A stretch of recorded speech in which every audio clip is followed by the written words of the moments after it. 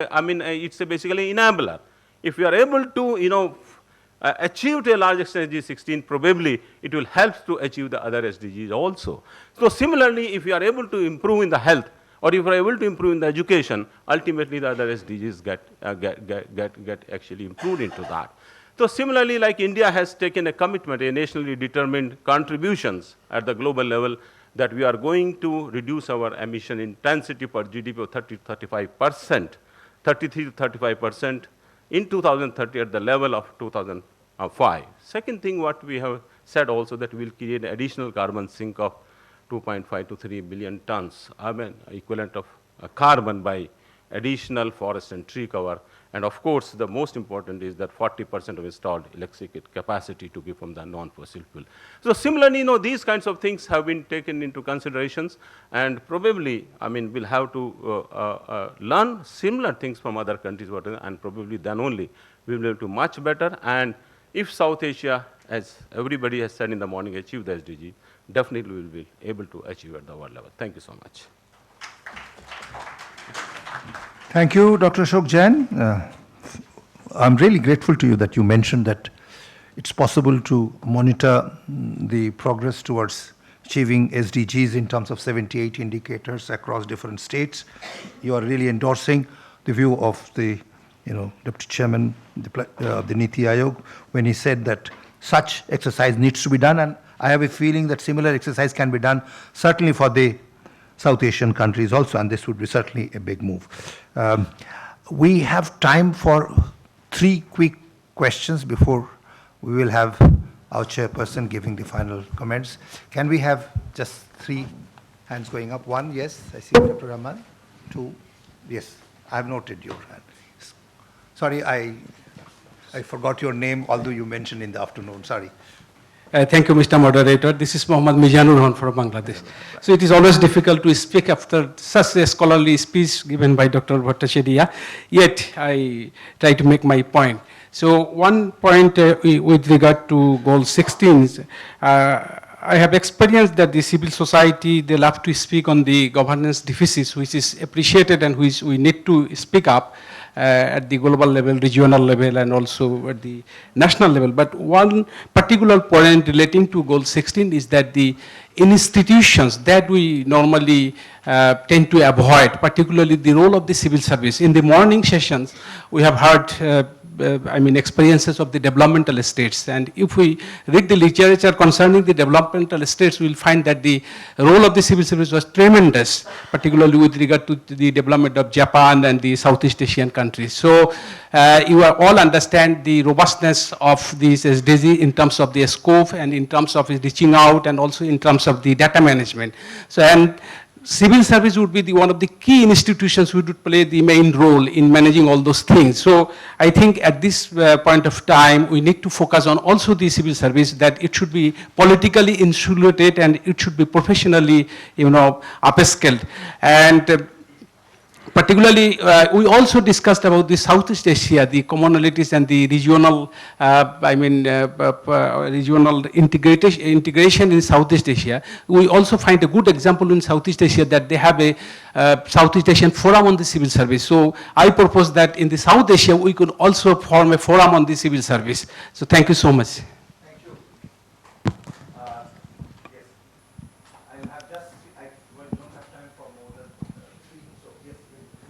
Thank you. My first comment is that listening to Professor Bhattacharya on the way you spoke about all the goals together was extremely encouraging, especially your point on including goal 16 as a perennial goal, because as rightly said, that it's an enabler. However, on the other end of the spectrum, it was extremely disappointing to hear that Dr. Ashok Jain talking about goal 3 and goal 4 as enabling goals, whereas totally missing out on goal 16 as the ultimate enabling goal. Despite 22 consultations so far in the past 3 years on SDGs, not a single consultation in India has happened on goal 16. I wish that one would take some inspiration from Bhattacharya's point about the lack of political traction on goal 16, and hopefully that this can be amended in the coming years of Agenda 2030. Thank you. You know, one of the purpose of this sub-regional discussion is to get the feedback from the civil society. So I give the third slot to Paul Debakar. Paul.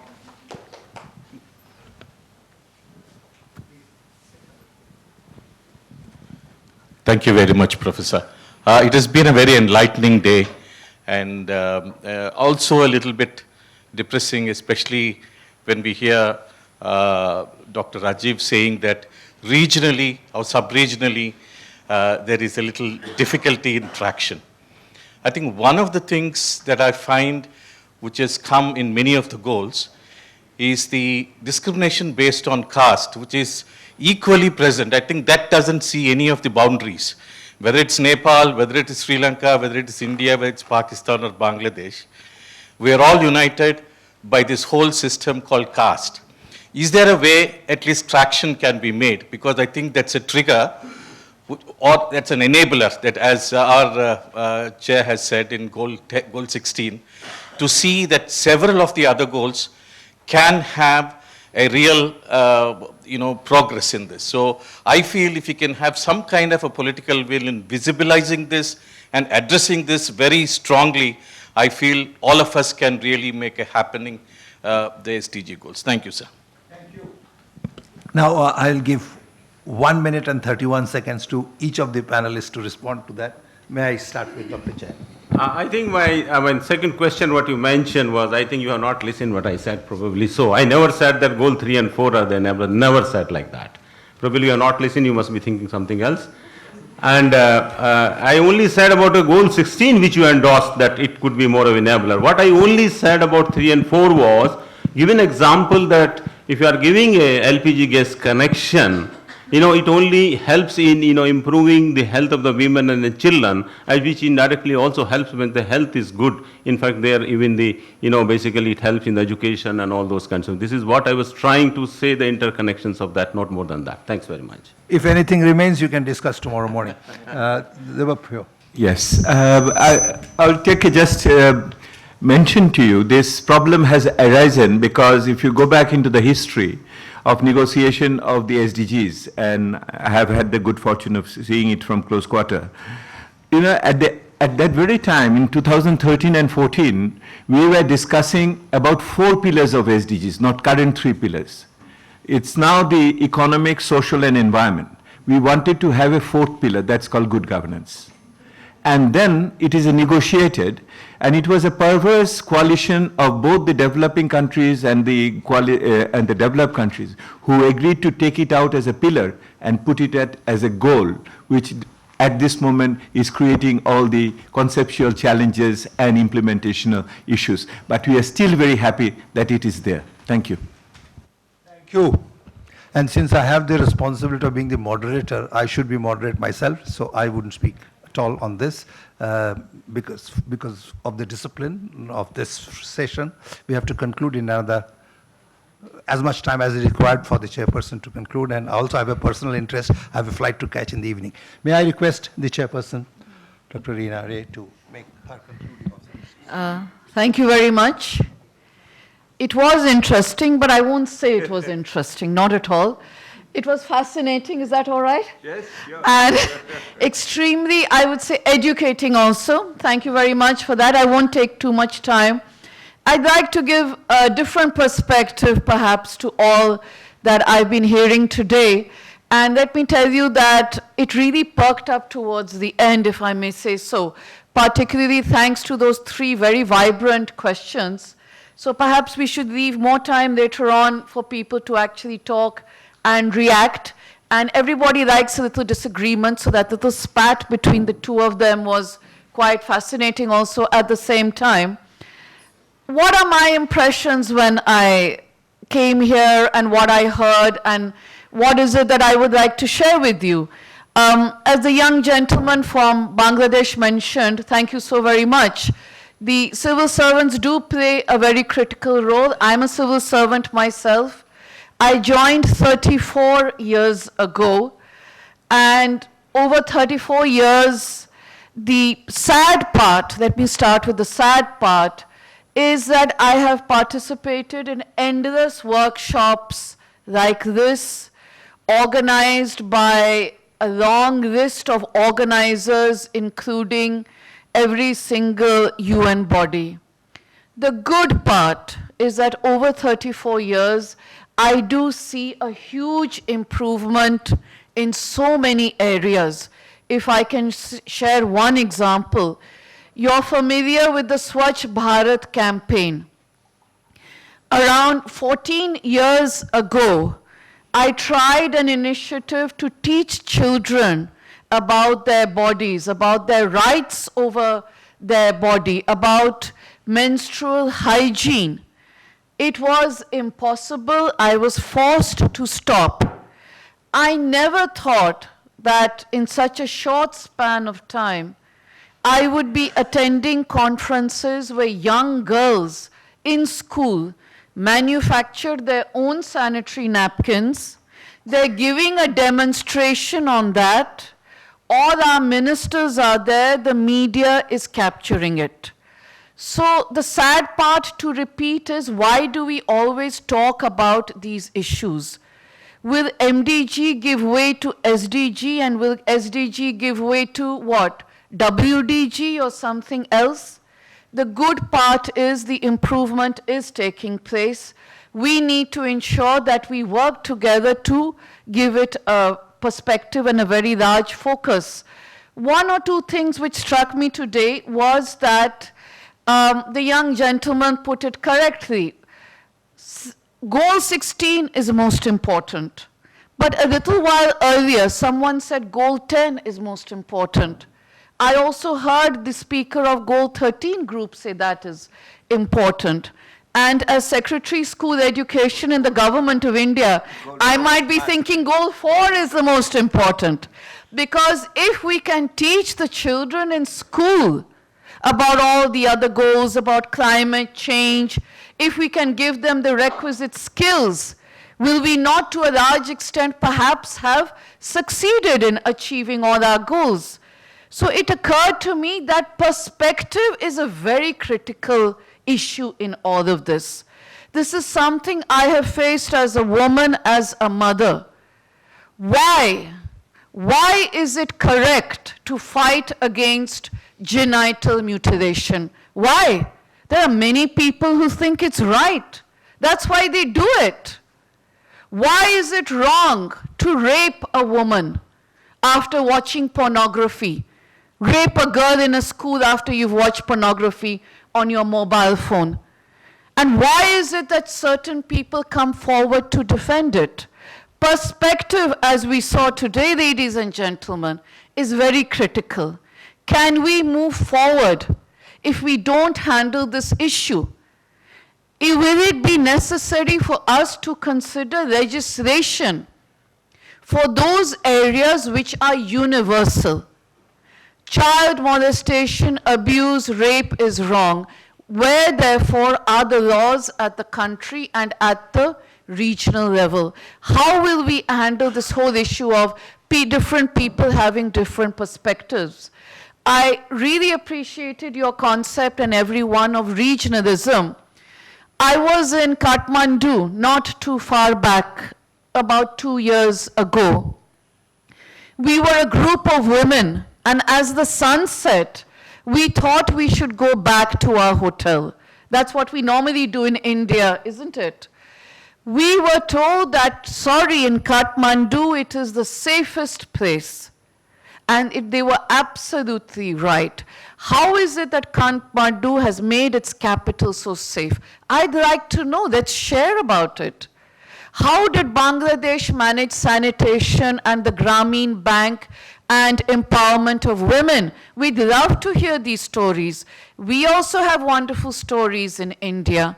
Can I request perhaps ESCAP, and my colleague is here from UNESCO and other organizations, can we set up a portal? A portal doesn't belong to anyone. Can we set up a portal and can we start talking to each other? Can we discuss issues? It could be textiles, it could be food, it could be these goals, it could be anything. Let's get all of us talking to each other to create some kind of identity and sharing everything. I must respond a little bit to education, and that too in India. My colleague here, Professor Kundu, mentioned something. If I could quote, there's a reason why I am referring to this. He talked about the differences in education being sharpest in India amongst rural and urban divide. That's what you exactly said. And there's a study to show it. I'm sure it's absolutely correct. I don't dispute it. But the fact of the matter is, if you are aware of it, we run some of the finest schools in the country in the rural area. That's the Navodaya Vidyalayas. And the children not only do excellently in school, but you again took admission in IITs and IIM as a benchmark of success. So our children are doing extraordinarily well.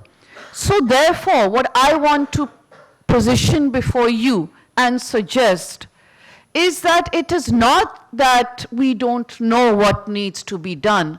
All of us individually are excelling in so many areas, be it school education. Our own, you call them Dalits, I don't think we're supposed to call them that.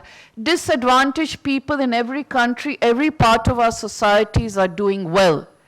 Perhaps, if I may suggest something uncomfortable, which I feel is a bit sad, perhaps we, means all of us, the civil service, the academics, the international organizations, the NGOs, perhaps somewhere we are not sufficiently committed in ensuring it and taking that the goals actually achieve.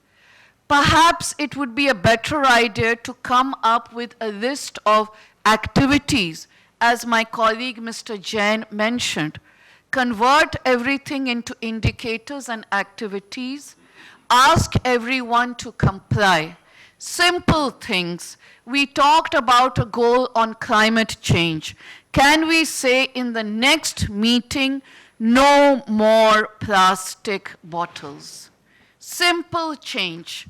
That's all that is absolutely required. Let's, absolutely, thank you so very much. Let's walk the talk. I'm going to retire in a few years, so I can get away with being very vociferous. But we need to leave the legacy behind. The legacy has to be in the difference. The difference has to be measured. And I don't think that attending a conference is a measurement of what improvement we are bringing. This is a measurement. Walking the talk, talking to each other. I'm sorry, I didn't mean to take it in your side. Let's create the portal. Let's share simple activities. Let's come on a common platform. And let's show the rest of the world that when South Asia gets its act together, it can tell everyone else how to make our cities as safe as Kathmandu, how to make our schoolings as better as our Navodaya Vidyalayas, how to make our people as happy and the cities as clean as Bhutan, and all the other successes that we all have. Thank you again for inviting me. I had the last word. Okay, so that's a privilege which I got, but I hope that next time when we meet, which I'm sure we will be meeting, we will be able to actively and quantitatively measure the improvements that we all together have brought about in this interim period. Thank you so very much. Yes. Big hand to the chairperson's concluding observations. She has picked up some of the key issues that came up, not only in this session, but even in the earlier session. I'm also grateful to the two panelists who very succinctly identified some of the critical areas, and the